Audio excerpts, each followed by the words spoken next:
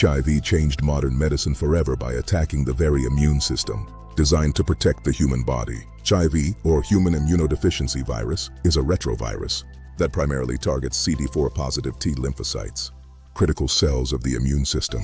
HIV spreads through blood, sexual contact, contaminated needles, and mother-to-child transmission during pregnancy, birth, or breastfeeding.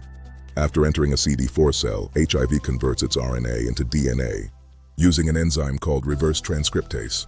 The viral DNA then integrates directly into the host genome. Over time, HIV progressively destroys CD4 T-cells, weakening the immune system and increasing susceptibility to opportunistic infections and certain cancers. Without treatment, advanced HIV infection may progress to acquired immunodeficiency syndrome, or AIDS, where severe immune suppression becomes life-threatening. Modern antiretroviral therapy can suppress HIV replication to extremely low levels, allowing many patients to live long and healthy lives. One of the greatest scientific challenges is HIV's ability to mutate rapidly and hide inside latent cellular reservoirs, making complete eradication extremely difficult.